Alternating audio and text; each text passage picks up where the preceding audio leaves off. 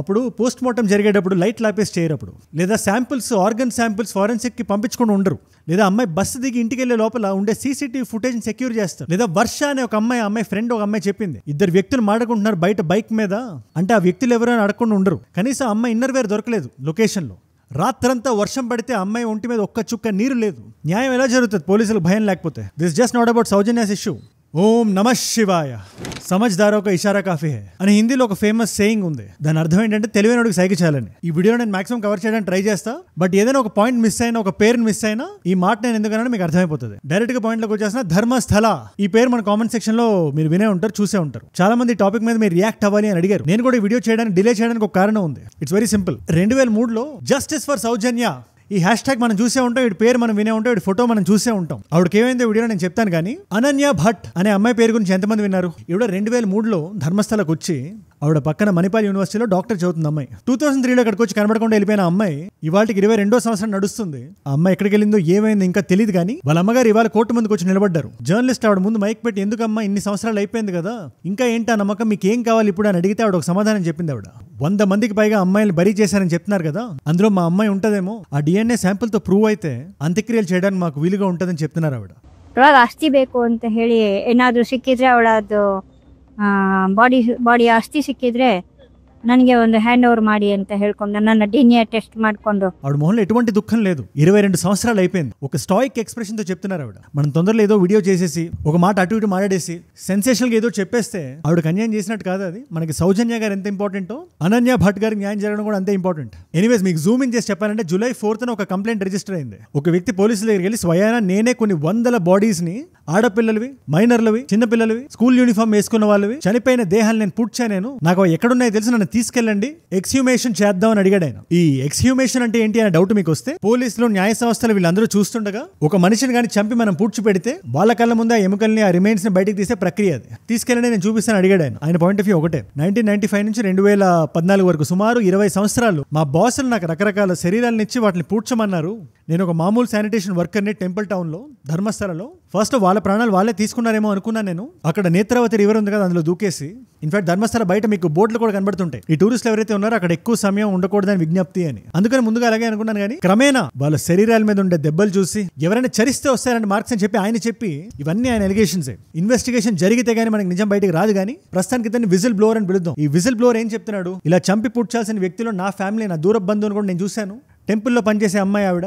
తర్వాత నా కాన్షియస్ నన్ను అలౌ చేయలేదు, దీన్ని వ్యతిరేకిస్తే నిన్ను కూడా చంపేస్తామని చెప్పి బెదిరించారు, అక్కడే పూర్తి చేస్తామని. గత్యంతరం లేక సైలెంట్ గా ఉన్నాను, పారిపోయాను అక్కడి నుంచి అని చెప్పాడు ఆయన. ఇది జరిగి 11 సంవత్సరాలు అవుతుంది. నిజంగా ఆయన చెప్పినట్టు అక్కడ మాస్ బరియల్ జరిగాయా? ఒకవేళ జరిగితే ఆయన కంప్లైంట్ ఇచ్చి 20 రోజులు అయినప్పటికీ ఇంకా ఎగ్జిక్యూషన్ ప్రాసెస్ ఎందుకు జరగట్లేదు? దీని వెనకాల ఉండే లీగాలిటీ ఏంటి? సౌజన్య గారి స్టోరీ ఏంటి? ధర్మస్థల ఇష్యూ ఏంటి? నిజంగా పవర్ఫుల్ పీపుల్ అని చెప్పబడే వాళ్ళ వెనకాల అంత పవర్ ఉందా? అండ్ టెంపుల్ ఎండోమెంట్ యాక్ట్ ఏంటి? ఈ టాపిక్ మీద రకరకాల వీడియోలు నేను చూశాను, రకరకాల ఆర్టికల్స్ నేను చదివాను. ఎవరు ఒక ఇంపార్టెంట్ పాయింట్ పట్టుకోలేదు. రిలీజియస్ ఎండోమెంట్ యాక్ట్ కి సంబంధించి అది కొంచెం సెన్సిటివ్ అయినప్పటికీ ఈ వీడియోలో నేను డిస్కస్ చేద్దాం అనుకుంటున్నాను. అందుకే కొద్దిగా టైం తీసుకున్నాం అందుకు మాత్రమే. అండ్ ఇష్యూకి సంబంధించి ఏ కొత్త అప్డేట్ వచ్చినా లేటెస్ట్ గా రాకపోవచ్చు, కానీ నిజాయితీగా మాత్రం నా సైడ్ నుంచి ఒక వీడియో వస్తుంది. ఆ వీడియోని మీరు మిస్ అవ్వకుండా చూడాలనుకుంటే కింద కనబడే సబ్స్క్రైబ్ బటన్ నొక్కి పెట్టేసుకోండి అంతే. ఎనీవేస్, ఈ కాంటెక్స్ట్ మొత్తం మీకు అర్థం కావాలంటే దీని వెనకాల ఉండే లీగాలిటీ ఏంటో మీకు తెలియాలి. కొంచెం క్రోనాలజీ మీకు చెప్తే జాగ్రత్తగా వినండి. ధర్మస్థలలో జరుగుతున్న ఈ హత్యల గురించి కానీ, సౌజన్య గారనే ఒక 17 సంవత్సరాల అమ్మాయి గురించి కానీ గత 10-15 సంవత్సరాలుగా సబ్ కల్చర్ డిస్కోర్స్ లో ఉంది. ఇక్కడ నేను సబ్ కల్చర్ ఎందుకంటానంటే మెయిన్ స్ట్రీమ్ మీడియా ఏది, ఇంక్లూడింగ్ కన్నడ మీడియా, దీని మీద చాలా సైలెంట్ గా ఉంది. బట్ ఇప్పుడు ఆ విజిల్ బ్లోవర్ ముందుకు వచ్చి మాట్లాడాడు కాబట్టి నాకు ఇక్కడ చాలా ఇంపార్టెంట్ ప్యాటర్న్ ఒకటి కనబడింది. దీని గురించి ధనంజయ్ గారు అని చెప్పి ఆయన ఒక అడ్వకేట్, ఆయన సుప్రీం కోర్ట్, ఆయన విజిల్ బ్లోవర్ కూడా ఆయనే లాయర్. ఆయన ఒక చాలా ఇంట్రెస్టింగ్ ఎగ్జాంపుల్ చెప్పాడు. ఆయన పలానా వ్యక్తి ఒక గోల్డ్ వాచ్ కొట్టేసి జేబులో పెట్టుకొని పోలీసుల దగ్గరికి వెళ్ళి, ఈ వాచ్ నా జేబులో ఉంది, నేను కొట్టేశాను, తప్పు చేశానని నాకు అర్థమైంది, లొంగిపోదాం అనుకుంటున్నాను అంటే ఫస్ట్ క్వశ్చన్ పోలీసు నుంచి ఏం రావాలి? ఇన్ఫాక్ట్ మన లా మనకి ఏం చెప్తుంది? కామన్ సెన్స్ ఏం అడిగితే చేయాలనే కదా. I have stolen a watch, a gold watch. I put that gold watch in my pocket. It's right here there with, and then he says that to you. What would you do? The law corresponds to common sense. ముందుగా మనం ఏమంటాం? ఒక witness ని ముందు పెట్టి ఒక వ్యక్తి చూస్తుండగా ఆ వాచ్ నా జేబు నుంచి బయటికి తీయని చెప్తాం. నంబర్ 1. నంబర్ 2, ఎటువంటి డిలే లేకుండా మనం చూసుకుంటాం. ఎందుకంటే ఈ గ్యాప్ లో ఏదైనా జరగచ్చు.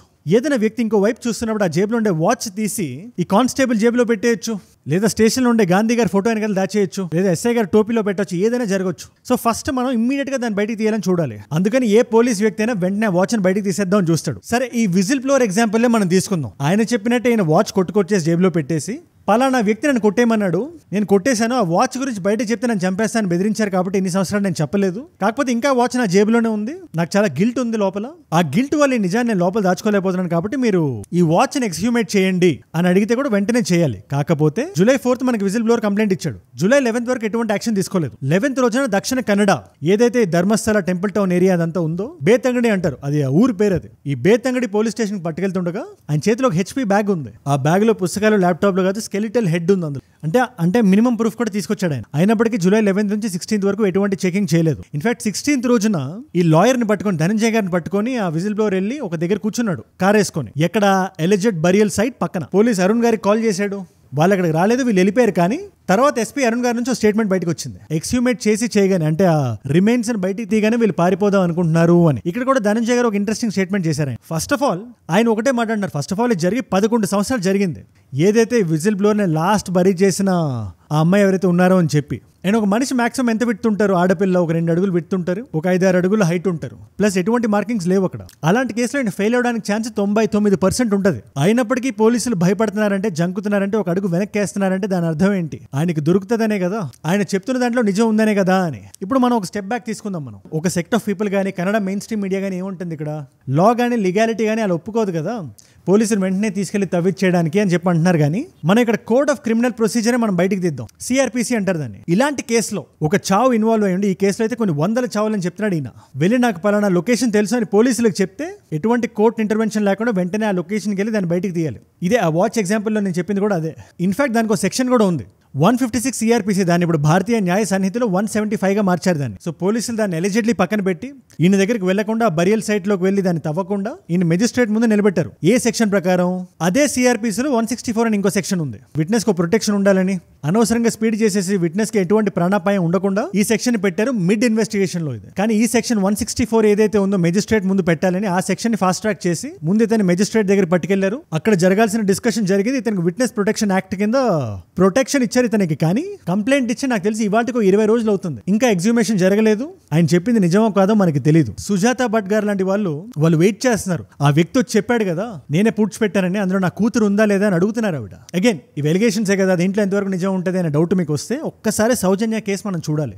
మీరు ఆల్రెడీ వినేసి ఉంటారు కాబట్టి నేను చాలా క్లుప్తంగా చెప్పేస్తాను, మ్యాటర్ మొత్తం కన్వే చేస్తాను. ఇది October 9, 2012 మాట. ఇది సెకండ్ PU చదువుతుంది అమ్మాయి. మనం ఏదైతే ఇంటర్మీడియట్ అంటామో వాళ్ళు ఇక్కడ కర్ణాటకలో PU అంటారు దాన్ని. 17 సంవత్సరాల అమ్మాయికి కాలేజ్ అయిపోయింది 3:30కి. బస్ దిగి ఇంటికి వచ్చే దారిలో ఒక బంధువు ఒక వ్యక్తి కలిశారు, మాట్లాడారు. అమ్మాయి ఫ్రెండ్ కూడా చూసింది. కాకపోతే అమ్మాయి ఇంటికి రీచ్ అవ్వలేదు.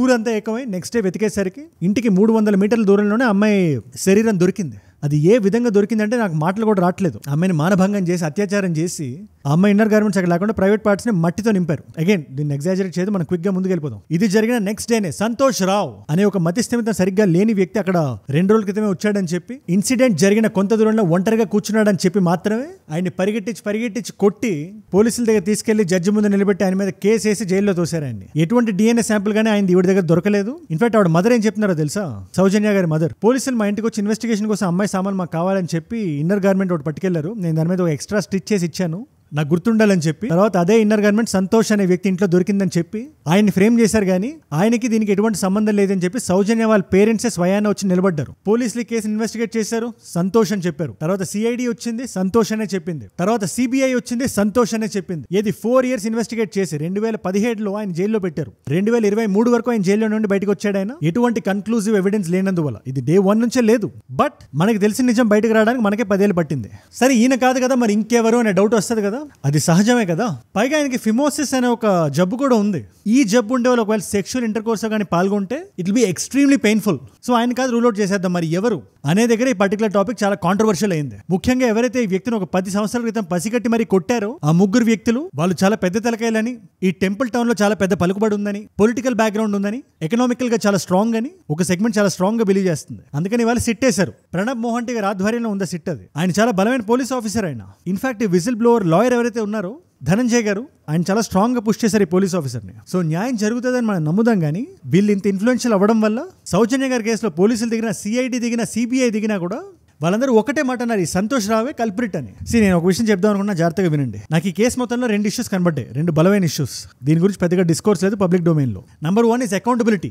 అది కూడా ఎవరిది? పోలీసులది. మనం స్కూల్లో కానీ కాలేజ్లో కానీ ఏదైనా తప్పు చేయడానికి ఎందుకు భయపడతాం? పలానా ఎగ్జామ్లో మనం కాపీ కొడితే ఆ సబ్జెక్ట్ బ్యాక్లాగ్ పడుతుందనో, సస్పెండ్ అవుతామనో, డిస్మిస్ అవుతామనో ఏదో ఒక భయం ఉంటుంది కదా.